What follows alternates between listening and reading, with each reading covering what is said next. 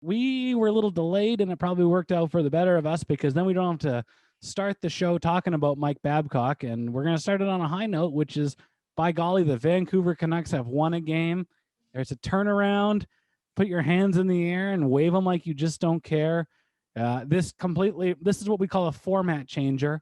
We were going in apathy, guns blazing, and now we have to say pretty damn positive effort by the Vancouver Canucks tonight. Is it because they finally got enough of a break to practice? Apparently that's the deal, because looked like they knew how to play hockey. Mm-hmm. Plan the parade, kids. Plan it. It's coming. They're gonna rattle off fucking 20 straight. They're gonna do some Billy Bean Oakland A's shit. They're just gonna be like, oh my god, Jim's money puck is working. Congratulations to Thatcher Demko. That's the first career shutout. That's a big. Oh, really? Yeah. Amazing. He's never had a shutout before. That's a feel good right there. I mean, the Winnipeg Jets are a damn good team, and they're relatively healthy right now. And the Canucks had their break. They probably, things were at an all-time low for them, and they come into Winnipeg, a barn that scared the ever-loving shit out of them, but with no fans in there to make fun of obscure references from 10 years ago. Probably calling Thatcher Demko Luongo. They can just focus on hockey, and they did it. And it a hell of an effort, a nice big 4-1 win for the Canucks. And we keep talking about games in hand, and a lot of those Canadian teams are squandering those games in hand. So they are not out of the woods yet. They are a different Taylor Swift song that I can't think of off the top of my head, but a nice positive to start the work week. And they play tomorrow too. Yeah, they're not out of the woods yet. They're closer to Man of the Woods, the Justin Timberlake failed Bon Iver album. But you guys remember Justin Timberlake's like, I'm Bon Iver now, and it's like, no, you silly kid. He went on the internet and it's like, what are 19-year-old girls like now? Whoa, wait, with this? All right. Plaid shirts and beards. Flannel and sadness. I can do that. What's sadness? I haven't been, I'm worth $150 gajillion. $1 billion, yeah. Yeah, I mean, okay, they have a game tomorrow. So I don't know. Holtby's probably. I'm just gonna guess they're gonna give Holtby the net, even though Demko got the shutout tonight. But yeah, it was a pretty great effort. Niels Hoglander tried the Michigan. Did you guys saw that, right? Oh yeah, he bobbled it on his stick, but he had all the time and space in the world. He had so much time. I was there, and I was like, he's gonna do it. The moment I saw him behind the net, I'm like, he's gonna do it. Oh. He's gonna try, and then he fumbled the puck, and I was like, "Fuck! Oh my god!" I feel like the moment. Yeah, I feel like the moment that Hoglander actually does the Michigan, it's gonna be like a Harry Potter snitch type situation. But the NHL is gonna call in, and Gary's just gonna be like, no, the Canucks win the game." Wait, what is that, Toronto? Can you repeat? No, the Canucks they win the game, and they are awarded 20 points in the standings now just for that one goal. What? I don't understand that. Strangely enough, this is the first night where Arash is a trainee as a video tech at Rogers Arena between the Canucks, from the penalty box and New York. And in a similar vein like the Columbus Blue Jackets, where they just fumbled everything, Arash's sneakiness, his golden snitch-like approach to the playoffs is going to work out for the Canucks, and that's just nice. Yeah, just DM me. I'm gonna be the reason that the Canucks make the playoffs this year, baby. It's me. It's Gita and I. And don't even get me started on Ryan's ill-forgotten bacon eating. That there is a certain book and religion out there that is not very proud of you, Ryan. Is it Burke's Law? Oh yeah, that ill-fated chapter in Burke's Law where Brian Burke talked about trading anyone that ate pork in the locker room. I'm just going to put it out there. That's not a healthy meat to eat. And if I'm a GM and I see a lot of pork being consumed, I might ship them out of town. Wait, no, Ryan, Gator, now we know why Phil Kessel was traded from Toronto. He walked in. He was like, I was like, yeah, I love cheeseburgers, Brian. That's what I'm doing. And immediately is like, we gotta go get him. He just found out they were putting bacon on them, and that was the Yeah. be all end all. That was amazing. Speaking of the Vancouver Canucks, there was a trade talk that consumed the internet, the But radio. did it happen? Oh my God! This Of is just, course I'm not, so- Gita. There's a couple $100,000 a foot that a billionaire real estate mogul couldn't afford on this No. best day. So basically, the trade talk is no different than us talking right now. Like that trade happened as much as we're gonna make it happen right this instant. we make Dude. a lot of things happen on this podcast. Let's not forget that. Like, okay, I'm not gonna throw Francesco under the bus because a lot of this makes sense. So they're not firing. He's probably not allowing Jim to fire Travis Green because he doesn't Right. want to pay for another coach. He doesn't want Sure. to pay for 2 coaches. Yeah. It all signs to point to for Francesco being like, okay, the pocketbook is closed. Mhm. If you want to make a deal, it has to be $1 for $1. Like I'm not taking in $100. It doesn't matter. Mm. And I think it's if this is what Francesco's doing, where he's telling Jim, okay, you have to the end of the season, you're not allowed to make any bring on any more salary. These are the rules that you have. Sorry that Danton Heinen is just a little bit out of your grasp right now. Like $800,000 out of He's- his grasp. I'm sorry, but he signed Jake to this 2-year extension.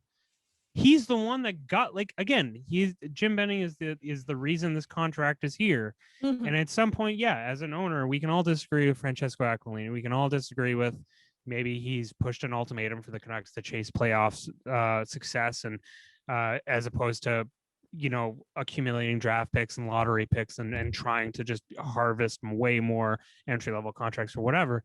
But I think, you know what, if in our fantasy, Francesco is just telling Jim, taking the keys away, yeah, okay, great. Because even if right now Francesco said, no, you can go ahead and make all these deals, look at the Virtanen one's a perfect example. Mm-hmm. He's going to just it's like the red paperclip theory where the person trades but in reverse, where Jim has a house, but he's trading the house. He's like, I wonder what I can do to take this asset and just kind of implode it into the ground. Well, there's there's loose papers all over his house, and that's why he needs that paper clip. And It's just rough. And Well, it's they're trading slow start local boy problem for slow start local boy problem, and you're just going to get a kid a little bit closer to the big city from Langley to come in and play a very similar game, and then you got to tack on a bad contract. You got to tack on a $900,000 guy, if not more, to make it happen. I mean, I don't know. I'd rather, because the Canucks are coming from a place of weakness, and everybody knows that. So why wouldn't you try to fleece them, so to speak? Yeah, because they're desperate. You should be. They should Well, have. If I asked you, if Danton Heinen was good, I'm like, they're also trying to make a 1-for-1 for Jake. He can't be that good. Well, Danton Heinen is just kind of a middle six, a middle six forward. That's what he is. He's not gonna blow you away in any way, shape, or form, one way or the other. But again, he's he's akin to Jake in a way that you can see the flashes of skill there. He's had higher point totals in terms of career highs and everything, and probably an ability that you're way more comfortable with him playing on a day-to-day roster than you are with Jake. He has 6 points in 14 games that he's played in Anaheim, but he's getting scratched right now. And if you're getting scratched in Anaheim, David Backes. That's the other thing. You're getting scratched in Anaheim, but Jake is playing on the top line in Vancouver. Yeah, well, because what else are you gonna do at this point? It's that's the other let's thing. GameStop this stock. Let's pump up. Let's artificially pump it up and just see if we can get some mortgage payments out of it at this point. And I don't know about you guys, but I'm so Virtanen exhausted. I'm just if Virtanen, as a person, great thing for Jake, but if he poochied himself to another planet at this point, where I just don't ever have to talk about the 5th overall pick that never was, Mhm. You would see him go to Arizona or Anaheim or at any team that starts with an A and has an animal on their jersey, and you'd see him in the highlight package. You'd be like, oh, there's Jake.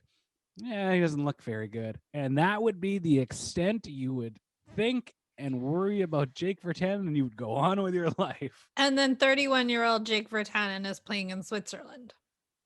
Yeah, yeah, sure, sure. essentially. And I'm sure he's much happier there. I'm sure if Jake was again, I said this months ago, where his career highs are not going to happen here. The best seasons of his career are not going to happen here, because he's always going to be known as the Abbotsford kid that was drafted in front of William Nylander and Nick Ehlers. And as soon as he goes somewhere else, he's just the kid who was traded for Danton Heinen. And as soon, that's it. That's as simple as it gets. 2 goals, 3 assists in 19 games played, and I've been watching. I've been keeping my eye on the California teams ever since Zegras joined, and I started paying attention to this Max Comtois kid, who is pretty delightful. But the Ducks are terrible. The Ducks cannot score goals. The Ducks cannot do anything, and Ryan Miller, who's about 51 years old, is getting multiple starts in a row. So it's anything goes down there, and yeah, I mean, a change of scenery could do him well, but I mean, you'd want him to come to a Canucks team that was confident and successful and not looking for Danton Heinen to come in and score 10 goals. I think the thing that I think Jim's probably looking at is that, okay, can we get a warm body in here that helps us, but also can we take away that 3.4 that's on the books for next year? And GMs also are like, you know what? I don't know if I'm super stoked on, taking on 3.4 for the next year. Now, in terms of the Danton Heinen trade, like if I was a GM and Jim came to me and said, hey, we can get rid of so-and-so for next year, and all it takes right now is for us to take the more lucrative contract that is Danton Heinen, but Danton Heinen is an RFA after this year, and where, you can probably go to him and he'll probably circle back around and run out of time. No, but, they'll throw in Tanner Pearson to get the deal done. No, it's true. You will run out of time because somebody else will be like, yeah, we'll do it. Yeah, we'll do it or whatever. So, and then again, you know what? That's the other really like awesome thing is,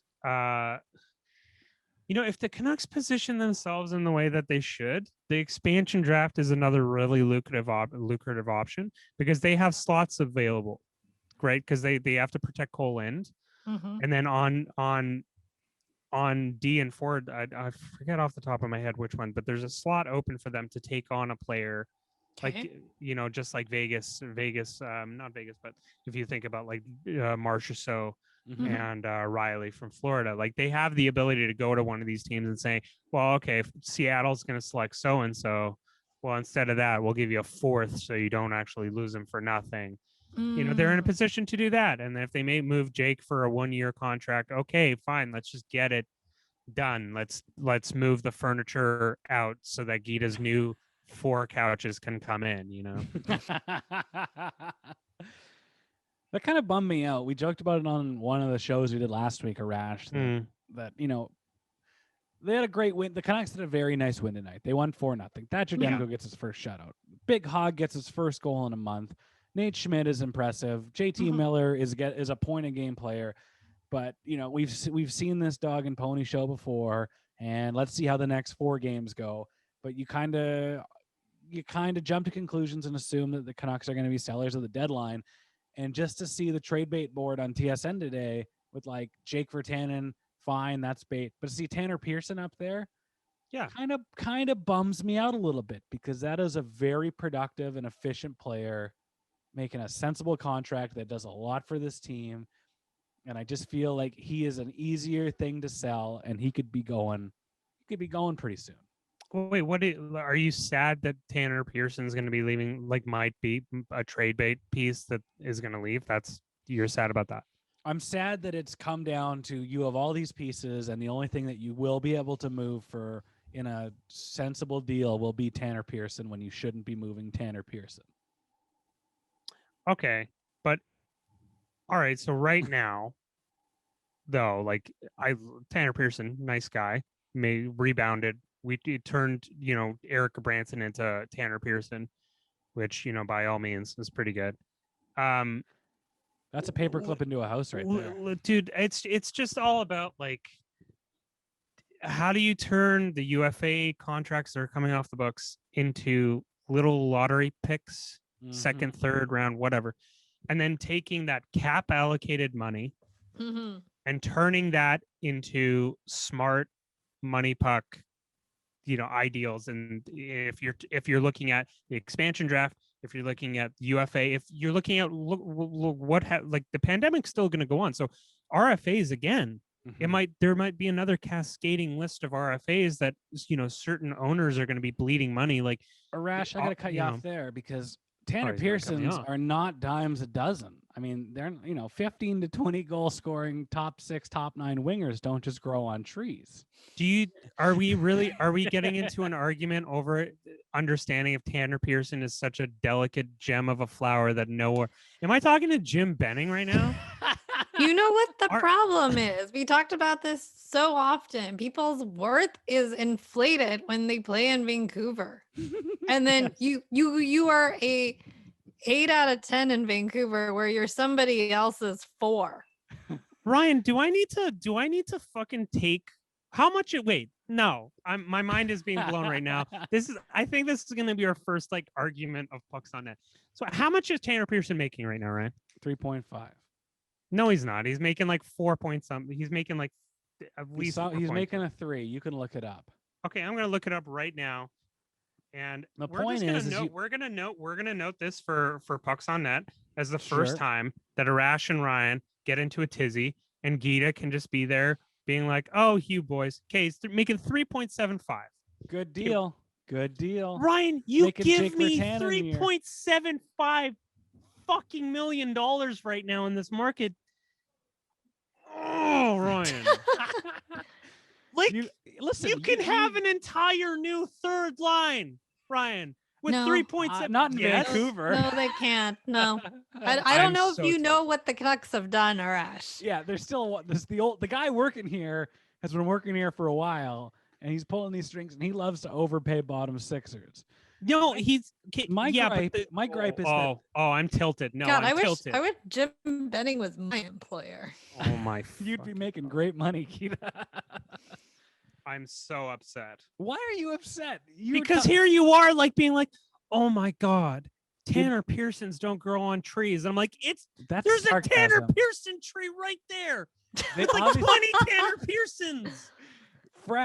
Can you tell me what another Tanner Pearson might look like? Literally anyone putting in a position.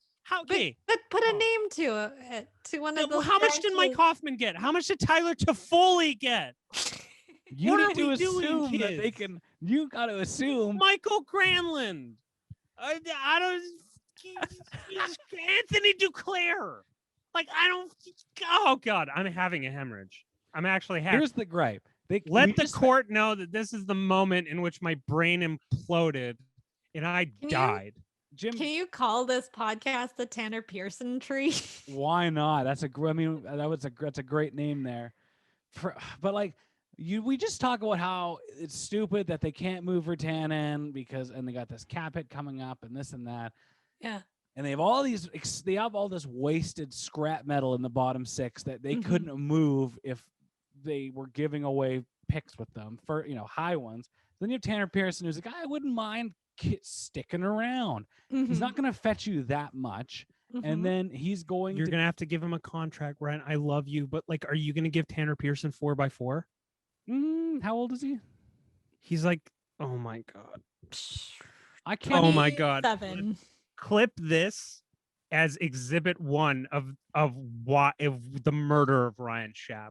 Is when he contemplated giving Tanner Pearson a 4x4 contract. Well, is Ryan giving it or is Jim Benning giving it? I'm giving it, so it'll be a 3.25 because I'm good Ryan, at negotiating. tell me if you take any of these players over Tanner Pearson, okay? Oh, we're not fantasy. We're not spending the No, whole podcast no, you fantasy just booking. did. No, we're not. Arash is new to the Dude, podcast. my gripe is that they're going to trade Tanner Pearson. They're not trading guys like Jay Beagle or Antoine Roussel or. Well, it's But not he's a that they're UFA. not trading them. It's that they can't move them. Yeah, Like Ryan. no one else I know they got signed those people for a reason. But I Ryan, got- okay. What if okay, so in your fantasy land, what if they traded Tanner Pearson, I don't got a even- pick, and then said, "Oh, we like Tanner Pearson as a UFA," and then went out and gave Tanner Pearson a little contract? Now you're just assuming that the current front office has the wherewithal to pull off a maneuver like that. You're also assuming the current front office wouldn't have done something stupid in that, and Tanner Pearson would want to come back. I am an Iranian man on a podcast about hockey, and the fact that we don't have a management crew that could contemplate asset management on a basic level of an Iranian bazaar keeper blows my mind. That this is actually fucking happening. Okay, Craig Smith, Tyler Toffoli, fucking Jesper Fast. I'm sure if you put Jesper Fast alongside Bo Horvat, No, he could get 15 goals. Arash, maybe you misheard me. Maybe there was some jarble in the Zoom, but it doesn't. I'm not going to be sad that So Tanner upset. Pearson goes. What bums me out is that the only movable piece on the Canucks is Tanner Pearson. No, so they can move Jake if they want. Sure, to. they've been trying They're to just move not him all going to get. weekend. They're just not going to get the return that they quote unquote want, or quote unquote into the marketplace is going to be one that's going to be like, oh, it's going to shine light on them. They can move Brandon Sutter if they retain. Sorry, if would they can Jake move Brandon Sutter. fetch a second round? No, absolutely not. No, Jake. I don't even know. Sorry, I don't even know if Jake at this point will fetch a pick just because of that second year at 3.4. Like they had, that's why when I talk about Danton Heinen, like if it tells you a lot if Francesco's saying, no, I'm not going to give you an additional $800,000 to save us money, even to save us money next year. He must have driven such a crazy line in the sand to be like, I don't even care if you get Connor McDavid at 50% retained on his contract for Tanner Pearson. I'm not going to give you any more money than I already gave you. You know what's crazy about this is that I think Virtanen's AAV, his cap hit is 2 point something, but money is so tight right now that they are essentially saying, I cannot have this come out of the organization to pay this salary. It's not about cap hit. It's not about capologists. It's about just generally paying your bills. That's how tight everything is now. Well, yeah, but I'm sure it's just wild. It's wild to think about. It's crazy. And I just like, man. It just tells you some people shouldn't be general managers. Some people just hire just like one progressive thinker. You know Sam Elliott, who's like he's the guy from like the Big Lebowski who like comes in and sits beside the dude and is like, "What's up, dude?" Hey, The I'm cowboy? Sam yeah, the cowboy. Every front office needs one of those guys that just comes in once a week and is just like, if you adjust yourself, you can get to nirvana quicker than you can get to heaven. And it's like, oh, progressive thinker, and just drop a little nugget. I'm sure Jim and John have never had. Like they ran Trevor out of here because Trevor was like, yeah, you know what? I kind of don't want to start building a contender with, Lyndon Vay. Get out! You're fired. And it's like, oh no, Vince,